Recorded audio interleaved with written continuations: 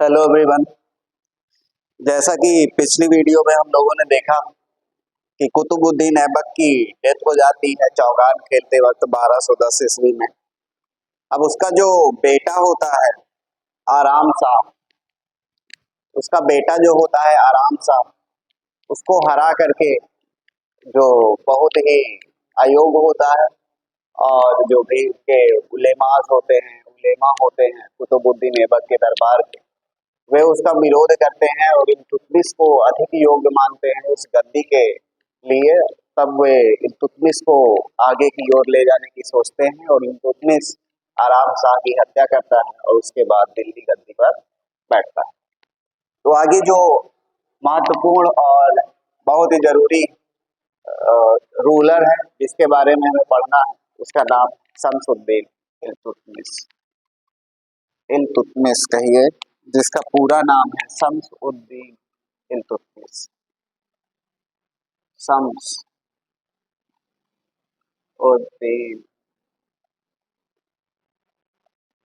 इल्तुतमिश।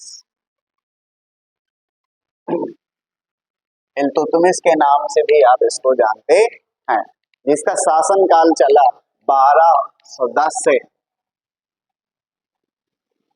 1211 से 1236 में इसकी मृत्यु हो जाती।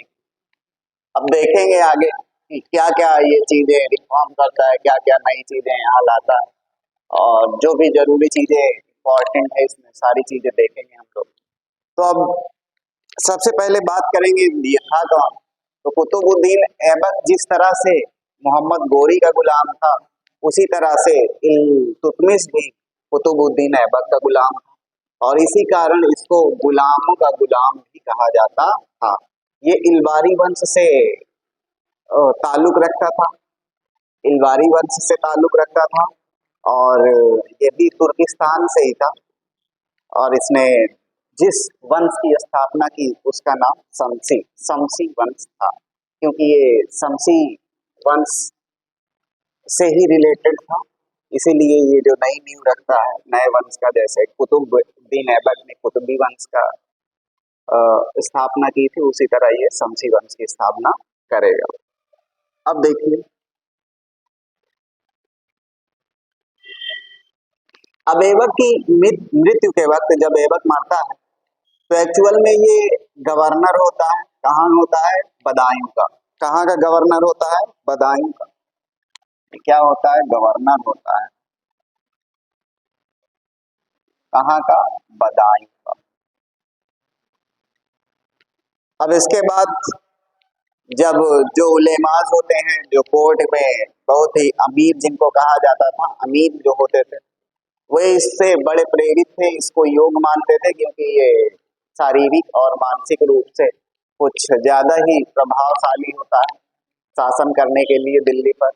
और तो यहीं से शुरू होती है कहानी कि राजा का बेटा राजा नहीं बनेगा, क्योंकि ये दास था और राजा जो कुतुबुद्दीन ऐबक था, जिसने सुल्तान की उपाधि नहीं धारण की थी, उसने सिर्फ मलिक और सीपा सलार की उपाधि धारण की थी, उसके बेटे की ये हत्या करता है और इस परंपरा को वो क्या करता है? तोड़ देता है और फिर गद्दी पर स्वयं बैठता है। अब इसके बाद सबसे पहला कार्य जो इसका बात करें इम्पोर्टेंट, तो जो कैपिटल थी लाहौर, किसके टाइम में?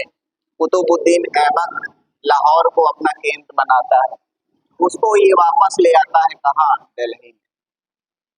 कहाँ लाता है? दिल्ली लाता है। कौन लाता है? शमसुद्दीन इल्तुतमिश। कहाँ लाता है? दिल्ली लाता है। अब फिर उसके बाद ये सुल्तान बनेगा, सुल्तान के टाइटल ये एक्सेप्ट करेगा, सुल्तान का टाइटल एक्सेप्ट करेगा। तब करता है तो जो बगदाद का खलीफा होता है, इनसे इनको मान्यता पत्र मिलता था कि अगर आप कहीं सुल्तान किसी भी क्षेत्र के बनना चाहते हैं, अपने राज्य के बनना चाहते हैं, तब आपको बगदाद के खलीफा से परमिशन लेनी होती थी। तो बगदाद के खलीफा ने इसको परमिशन कब दिया था? 1229 ईस्वी में। सुल्तान का टाइटल इसको कब मिला? 1229 में। अब इसके बाद देखिए,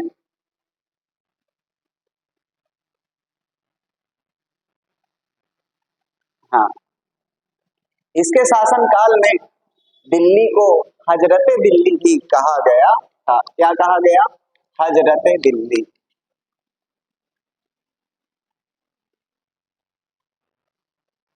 हजरते दिल्ली, हजरते दिल्ली,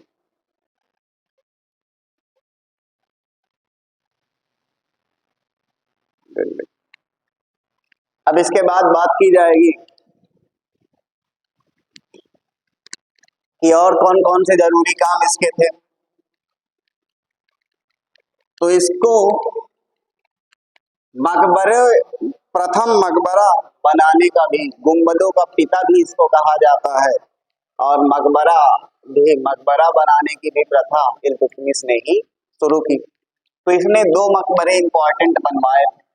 एक मोहम्मद गोरी के नाम से मदरसा बनवाता है, और अपने बेटे के नाम से ये मकबरा बनवाता है। मकबरा कब बनवाता है? गुंबद का निर्माण का पिता तो कहा ही जाता है। प्रथम मकबरा अपने बेटे नसीरुद्दीन महमूद के लिए बनवाता है। कहाँ बनवाता है? सुल्तानगढ़। कहाँ बनवाता है? सुल्तानगढ़। सुल्तानगढ़ी में ये पहली बार क्या बनवाता है? मकबरा। किसका मकबरा होता है? नसीरुद्दीन महमूद का। नसीरुद्दीन महमूद का, जो कौन होता है? इसका बेटा होता है। कहाँ कहाँ बनवाता है? सुल्तानगढ़ी में। अब इसने दो इंपॉर्टेंट मदरसे बनवाए, एक अपने बेटे के नाम से बनवाया और दूसरा मोहम्मद गोरी के नाम से बनवाया। तो उन मदरसों का नाम क्या था? नसीरी मदरसा और मदरसा ए मुइज्जी। नसीरी मदरसा,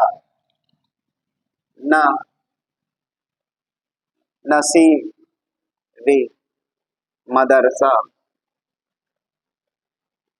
और मदरसा ए मुइज्जी। मुइजुद्दीन नाम होता है मोहम्मद गोरी का, तो ये मदरसा किसको समर्पित था? मोहम्मद गोरी को। और फिर उसके बाद ये वाला नसीरी मदरसा नसीरुद्दीन महमूद, जो उसका बेटा होता है, उसके लिए। अब गुंबद निर्माण भी ये करवाता है, इसीलिए इसको गुंबद का पिता भी कहा जाता है। गुंबद निर्माण का पिता। इसको एक और नाम से जाना जाता है, गुंबद निर्माण का पिता। इसने ही गुंबद निर्माण की क्या करी? शुरुआत करी। अब इसके बाद देखिए और कौन कौन से जरूरी इसने कार्य किए। इसने चालीसा सिस्टम लागू किया। चहलगामी जिसको कहा जाता है, ये बहुत ही इंपॉर्टेंट, या फिर कहिए गिने चुने 40 स्लेव्स या फिर कहिए गुलाम होते थे, जिन जो सुल्तान के लिए हमेशा प्रेजेंट होते थे। तो ये चालीसा का भी शुरुआत करता है। चालीसा,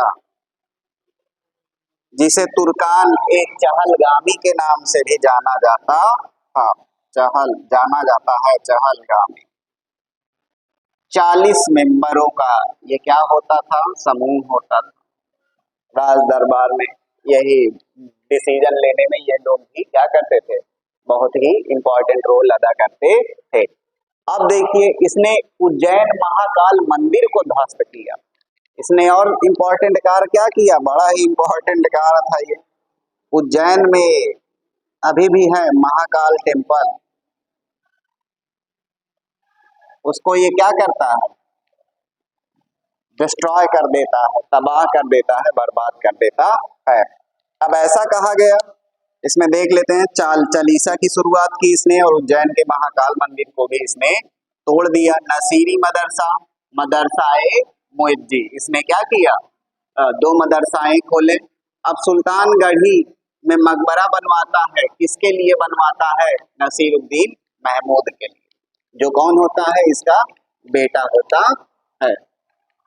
अब बात करेंगे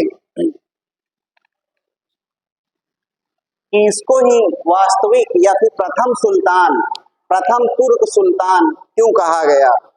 क्योंकि प्रथम तुर्क सुल्तान, प्रथम तुर्क सुल्तान कौन होता है?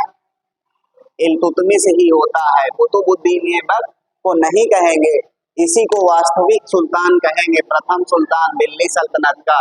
क्योंकि हम देखेंगे कि कुतुबुद्दीन ऐबक जो होता है उसने सिर्फ मलिक और सीपा सलार की उपाधि धारण की थी, वह अपने आप को सुल्तान नहीं कहा। फिर इल्तुतमिश ने क्या किया, इसने 1229 में बगदाद के खलीफा से मान्यता प्राप्त की सुल्तान पद की, और इसने अपने आप को सुल्तान कहना शुरू किया। तो इस प्रकार से यह प्रथम सुल्तान होता है दिल्ली सल्तनत पर। अब इसके दरबार में, इसके शासनकाल में जिसको भी न्याय चाहिए होता था, जिसको भी न्याय चाहिए होता था, वो लाल वस्त्र धारण करता था। कैसा वस्त्र? लाल वस्त्र धारण करता था। जिसको न्याय चाहिए होता, हाँ, वो लाल वस्त्र धारण करता था और दरबार में आता था और कहीं भी जाता था तो लाल वस्त्र वो धारण करता था, जिससे ये पता लगता था कि वो उसको न्याय की आवश्यकता है। अब देखिए, अब कुछ इसके इम्पोर्टेंट कार्यों के बारे में, निर्माण के बारे में, जो चीजें उसने उस वक्त करी जो बहुत ही इम्पोर्टेंट है, देखेंगे। इसके कुछ आर्किटेक्ट इसने क्या कुछ बनवाए कि नहीं बनवाए, तो हाँ बात करेंगे। तो सबसे पहले दिल्ली में ये बनवाता है हौज ए सुल्तानी। क्या बनवाता है? हौज ए सुल्तानी। हौज ए सुल्तानी कहाँ बनवाता है? दिल्ली बनवाता है हौज ए सुल, सुल्तानी। और कुतुबुद्दीन ऐबक जो होता है, कुतुबुद्दीन ऐबक इसको खरीदता है इल्तुतमिश को, और इल्तुतमिश से गोरी बहुत प्रभावित था। इल्तुतमिश से गोरी बहुत प्रभावित था और मोहम्मद गोरी ने कुतुबुद्दीन ऐबक से ये डायरेक्टली कहा था कि इसकी निगरानी करना, इसकी देख रेख करना, इस पर इसका ख्याल रखना, क्योंकि ये बहुत ही ख्याति प्राप्त करेगा। इल्तुतमिश के बारे में ऐसा गोरी ने कहा था। अब उसके बाद की बात करें तो इल्तुतमिश से कुतुबुद्दीन ऐबक भी बहुत प्रभावित था। इस कारण कुतुबुद्दीन ऐबक अपनी एक बेटी की शादी इससे क्या करता है? कर देता है। अपनी बेटी की शादी इससे कर देता है। अब इक्ता प्रणाली शुरू करता है कौन?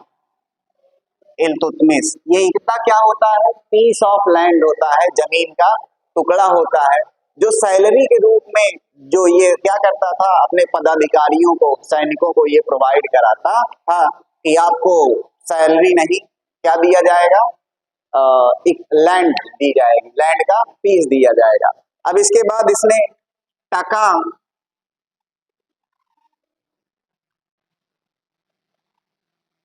और जीतल, ये दो तरह के इसने सिक्के चलाए। जो जीतल था वो तांबे का था। किसका था? तांबे का बना होता है। और टका जो होता था चांदी का। टका सिक्का जो था चांदी का था, टंका। और ये जो आपका क्या है, तांबा, तांबे का सिक्के को जीतल कहते, तो दोनों 175 ग्रेन के थे। 175 ग्रेन इनका वजन था। इसके बाद हाँ, इसके बाद बाकी चीजें जो है, वो इसका जो उत्तराधिकारी होता है वो बड़ा ही अयोग्य होता है। और फिर उसके बाद चालीसा ही इसके उत्तराधिकारी का विरोध करते हैं और फिर उसको हटा करके रजिया सुल्तान को वापस लाते हैं गद्दी पे। तो आगे की वीडियो में देखेंगे कि रजिया सुल्तान कैसे आती है, रजिया सुल्तान ने किन किन मुसीबतों का सामना किया, एक महिला शासक के रूप में उभर करके वो आती है। तो आगे के वीडियो में यही देखेंगे। तब तक के लिए बेस्ट ऑफ लक।